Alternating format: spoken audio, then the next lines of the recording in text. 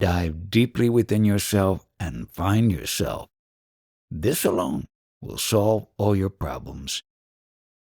You told me that I can be considered under three aspects: the personal, Vyakti, the super-personal, Vyakta, and the impersonal, Avyakta. The Avyakta is the universal and real pure I. The Vyakta is its reflection and consciousness as I am. The Vyakti is the totality of physical and vital processes. Within the narrow confines of the present moment, the superpersonal is aware of the person, both in space and time. Not only one person, but the long series of persons strung together on the thread of karma. It is essentially the witness as well as the residue of the accumulated experiences, the seed of memory, the connecting link, Sutratma. It is man's character, which life builds and shapes from birth to birth.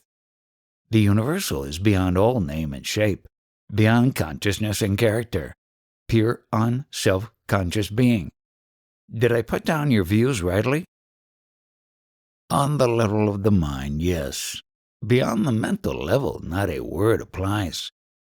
I can understand that the person is a mental construct, a collective noun for a set of memories and habits.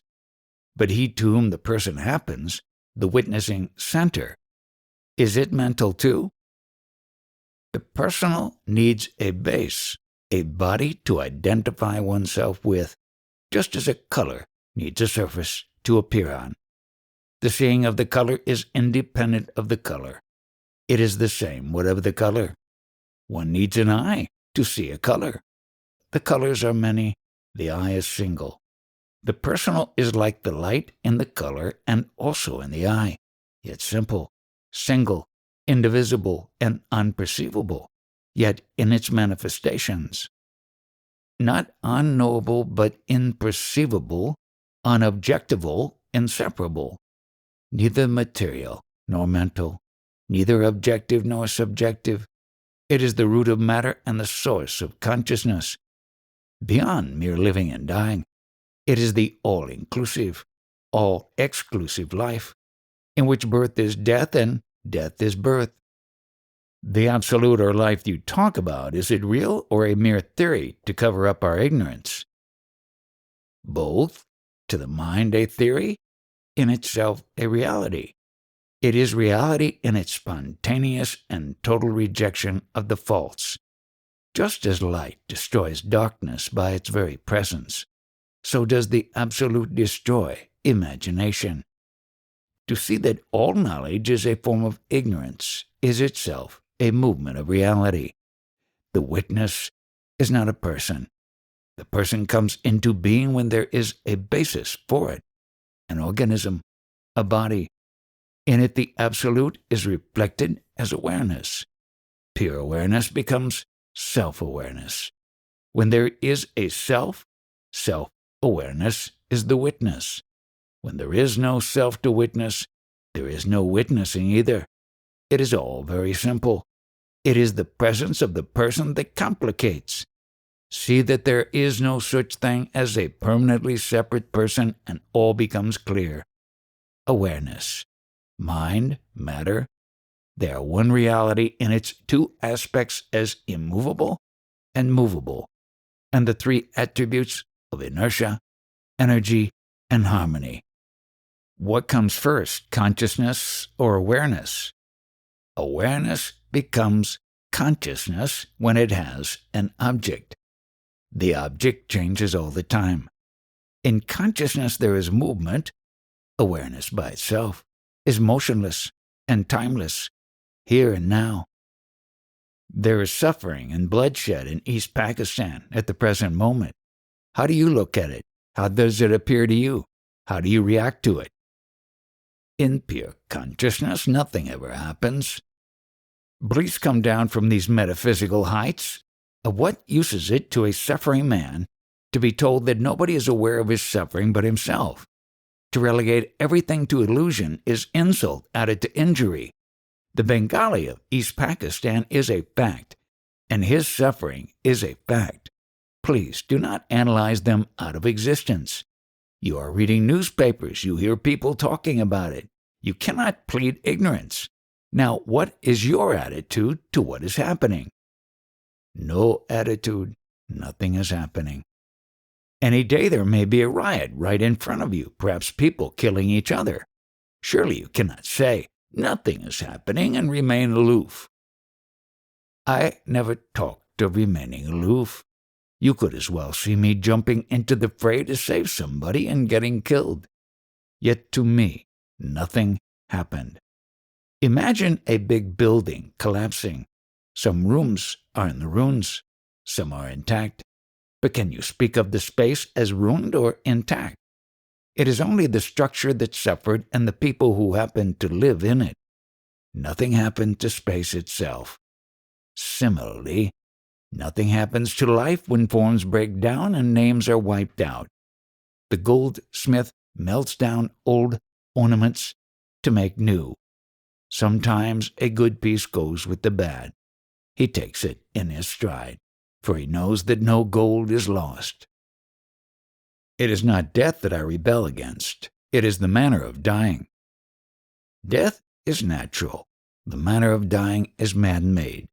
Separateness causes fear and aggression, which again cause violence.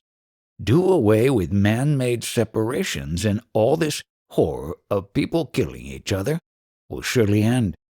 But in reality, there is no killing and no dying. The real does not die. The unreal never lived. Set your mind right, and all will be right. When you know that the world is one, that humanity is one, you will act accordingly.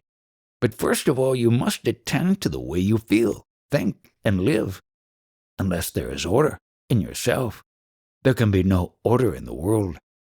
In reality, nothing happens. Onto the screen of the mind, destiny forever projects its pictures, memories of former projections, and thus illusion constantly renews itself. The pictures come and go, light intercepted by ignorance. See the light, and disregard the picture. What a callous way of looking at things. People are killing and getting killed, and here you talk of pictures. By all means, go and get killed yourself, if that is what you think you should do, or even go and kill, if you take it to be your duty. But that is not the way to end the evil. Evil is the stench of a mind that is diseased. Heal your mind, and it will cease to project distorted, ugly pictures. What you say I understand, but emotionally I cannot accept it. This merely idealistic view of life repels me deeply. I just cannot think myself to be permanently in a state of dream. How can anybody be permanently in a state caused by an impermanent body? The misunderstanding is based on your idea that you are the body. Examine the idea. See its inherent contradictions. Realize that your present existence is like a shower of sparks, each spark lasting a second, and the shower itself a minute or two. Surely a thing of which the beginning is the end can have no middle. Respect your terms. Reality cannot be momentary. It is timeless, but timelessness is not duration. I admit that the world in which I live is not the real world, but there is a real world of which I see a distorted picture. The distortion may be due to some blemish in my body or mind. But when you say there is no real world, only a dream world in my mind, I just can't take it. I wish I could believe that all horrors of existence are due to my having a body. Suicide would be the way out. As long as you pay attention to ideas, your own or others, you will be in trouble. But if you disregard all teachings, all books, anything put into words, and dive deeply within yourself and find yourself, this alone will solve all your problems and leave you in full mastery of every situation, because you will not be dominated by your ideas about the situation. Take an example. You are in the company of an attractive woman.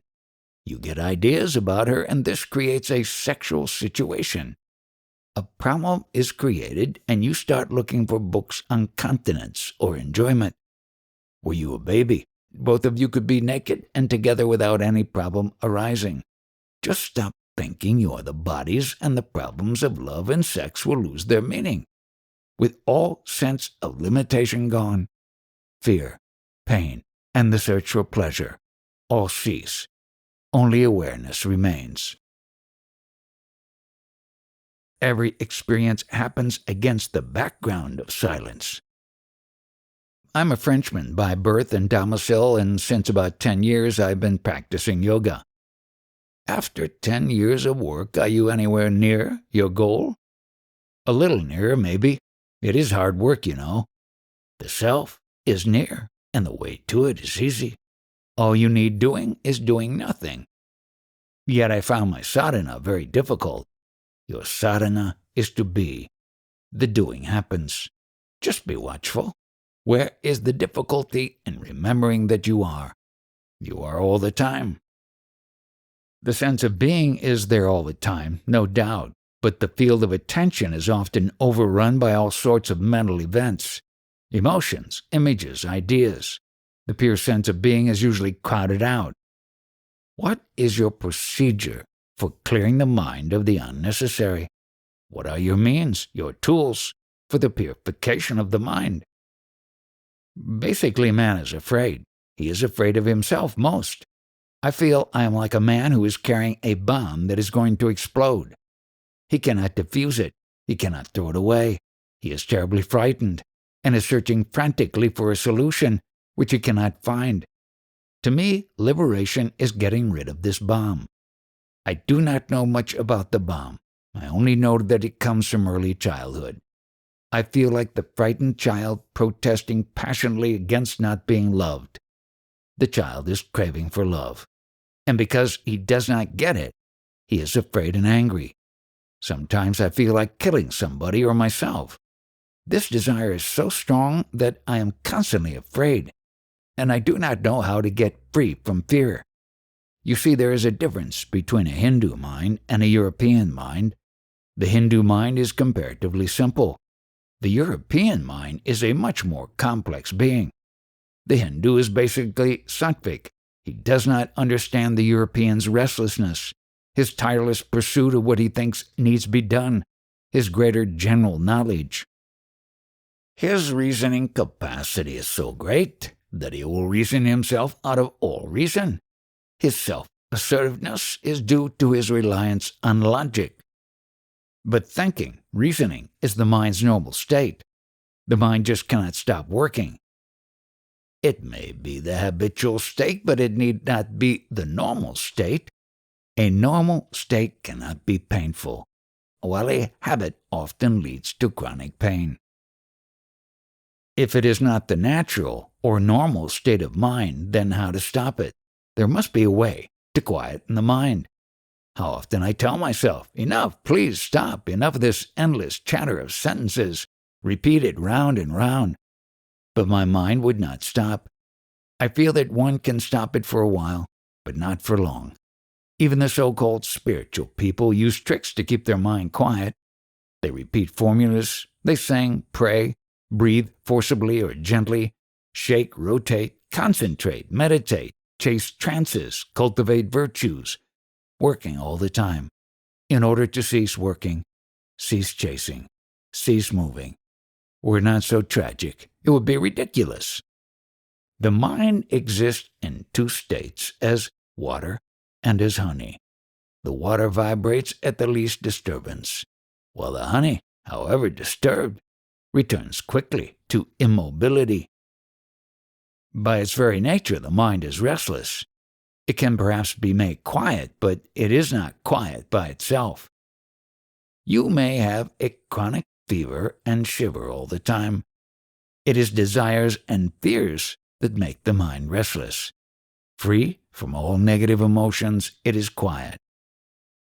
You cannot protect the child from negative emotions. As soon as it is born, it learns pain and fear. Hunger is a cruel master and teaches dependence and hate. The child loves the mother because she feeds it and hates her because she is late with food. Our unconscious mind is full of conflicts, which overflow into the conscious. We live on a volcano. We are always in danger. I agree that the company of people whose mind is peaceful has a very soothing effect. But as soon as I am away from them, the old trouble starts. This is why I come periodically to India, to seek the company of my guru. You think you are coming and going, passing through various states and moods. I see things as they are, momentary events, presenting themselves to me in rapid succession, deriving their being from me, yet definitely neither me nor mine. Among phenomena, I am not one, nor subject to any. I am independent, so simply and totally that your mind, accustomed to opposition and denial, cannot grasp it. I mean literally what I say. I do not need, oppose, or deny, because it is clear to me that I cannot be the opposite or denial of anything. I am just beyond, in a different dimension altogether. Do not look for me in identification with or opposition to something. I am where desire and fear are not. Now, what is your experience? Do you also feel that you stand totally aloof from all transient things? Yes, I do, occasionally, but at once a sense of danger sets in. I feel isolated, outside all relationship with others. You see, here lies the difference in our mentalities. With the Hindu, the emotion follows the thought. Give a Hindu an idea and his emotions are roused. With the Westerner, it is the opposite. Give him an emotion and he will produce an idea. Your ideas are very attractive intellectually, but emotionally I do not respond. Set your intellect aside. Don't use it in these matters. Of what use is an advice which I cannot carry out? These are all ideas, and you want me to respond feelingly to ideas, for without feelings there can be no action. Why do you talk of action? Are you acting ever? Some unknown power acts, and you imagine that you are acting. You are merely watching what happens, without being able to influence it in any way. Why is there such a tremendous resistance in me against accepting that I can just do nothing? But what can you do? You are like a patient under anesthetics on whom a surgeon performs an operation. When you wake up, you find the operation over. Can you say you have done something? But it is me who has chosen to submit to an operation. Certainly not. It is your illness on one side and the pressure of your physician and family on the other that have made you decide. You have no choice, only the illusion of it. Yet I feel I am not as helpless as you make me appear. I feel I can do everything I can think of, only I do not know how. It is not the power I lack, but the knowledge.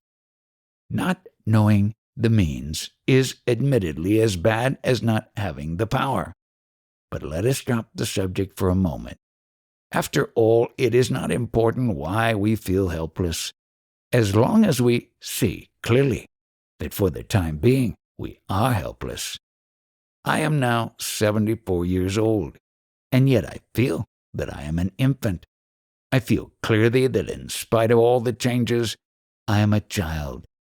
My guru told me that child, which is you even now, is your real self, Swarupa. Go back to that state of pure being, where the I am is still in its purity before it got contaminated with this I am or that I am. Your burden is of false self-identifications. Abandon them all. My guru told me, trust me, I tell you, you are divine. Take it as the absolute truth. Your joy is divine. Your suffering is divine too. All comes from God. Remember it always. You are God. Your will alone is done.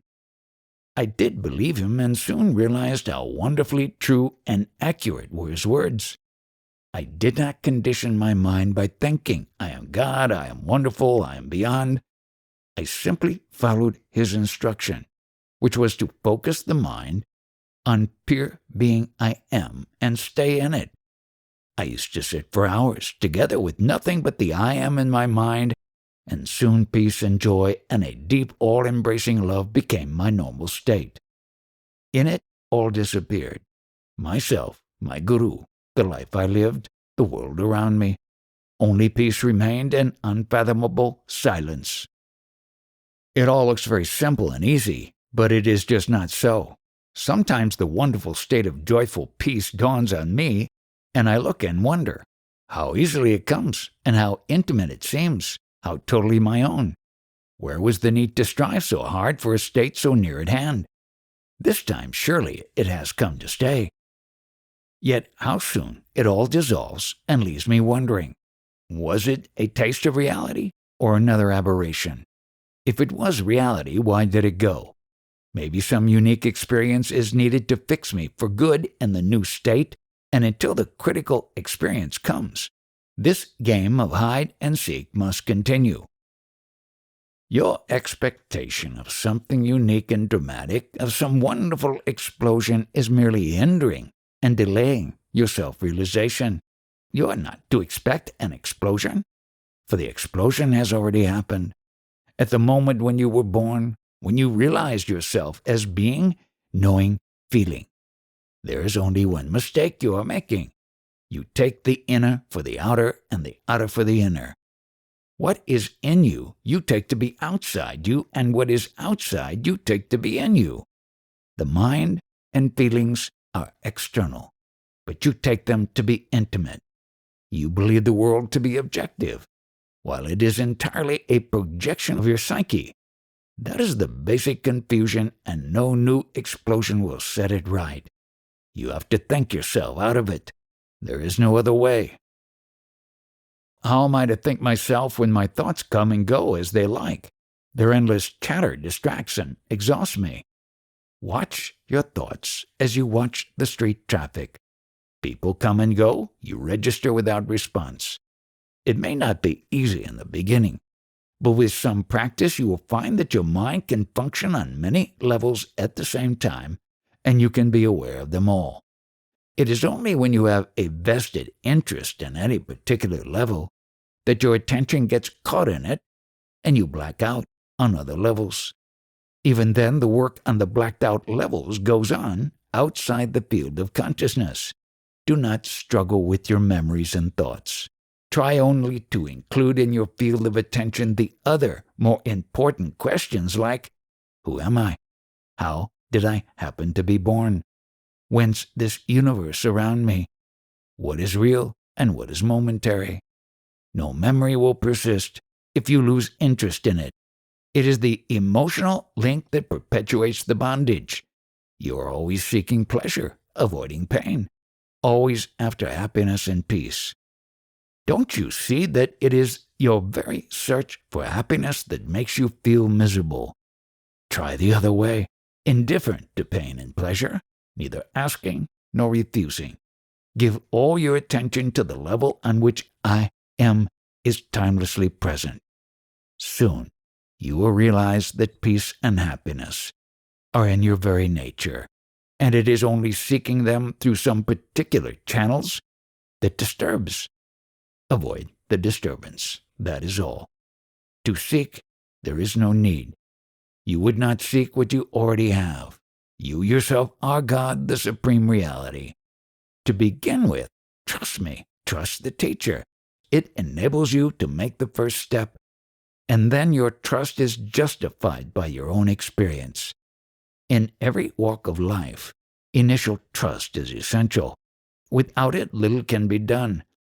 Every undertaking is an act of faith. Even your daily bread you eat on trust. By remembering what I told you, you will achieve everything. I am telling you again. You are the all-pervading, all-transcending reality. Behave accordingly. Think, feel, and act in harmony with the whole, and the actual experience of what I say will dawn upon you in no time. No effort is needed. Have faith and act on it. Please see that I want nothing from you. It is in your own interest that I speak. because above all, you love yourself. You want yourself secure and happy. Don't be ashamed of it. Don't deny it. It is natural and good to love oneself. Only you should know what exactly do you love. It is not the body that you love, it is life. Perceiving, feeling, thinking, doing, loving, striving, creating. It is that life you love, which is you, which is all. Realize it in its totality, beyond all divisions and limitations, and all your desires will merge into it. For the greater contains the smaller. Therefore find yourself, for in finding that you find all. Everybody is glad to be, but few know the fullness of it. You come to know by dwelling in your mind on I am, I know, I love, with the will of reaching the deepest meaning of these words. Can I think I am God? Don't identify yourself with an idea. If you mean by God the unknown, then you merely say, I do not know what I am. If you know God as you know yourself, you need not say it. Best is the simple feeling I am. Dwell on it patiently. Here patience is wisdom. Don't think of failure. There can be no failure in this undertaking. My thoughts will not let me. Pay no attention. Don't fight them. Just do nothing about them. Let them be whatever they are. Your very fighting them gives them life. Just disregard. Look through. Remember to remember whatever happens, happens because I am. All reminds you that you are.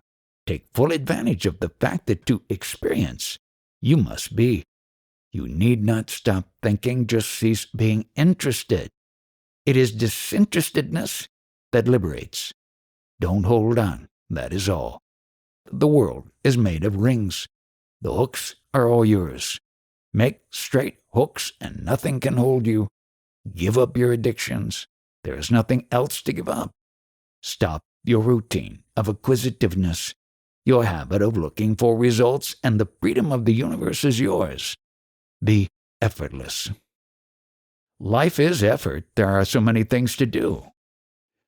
What needs doing, do it. Don't resist. Your balance must be dynamic, based on doing just the right thing, from moment to moment. Don't be a child unwilling to grow up. Stereotyped gestures and postures will not help you. Rely entirely on your clarity of thought, purity of motive, and integrity of action. You cannot possibly go wrong. Go beyond and leave all behind. But can anything be left for good? You want something like a round-the-clock ecstasy? Ecstasies come and go necessarily, for the human brain cannot stand the tension for a long time. A prolonged ecstasy will burn out your brain, unless it is extremely pure and subtle. In nature, nothing is at a standstill. Everything pulsates, appears, and disappears. Heart, breath, digestion, sleep and waking, birth and death, everything comes and goes in waves. Rhythm, periodicity, harmonious alternation of extremes is the rule. No use rebelling against the very pattern of life. If you seek the immutable, go beyond experience. When I say, remember, I am all the time, I mean come back to it repeatedly. No particular thought can be mind's natural state, only silence. Not the idea of silence, but silence itself. When the mind is in its natural state, it reverts to silence spontaneously after every experience, or rather every experience happens against the background of silence. Now, what you have learned here becomes the seed. You may forget it, apparently, but it will live, and in due season sprout and grow, and bring forth flowers and fruits. All will happen by itself. You need not do anything, only don't prevent it.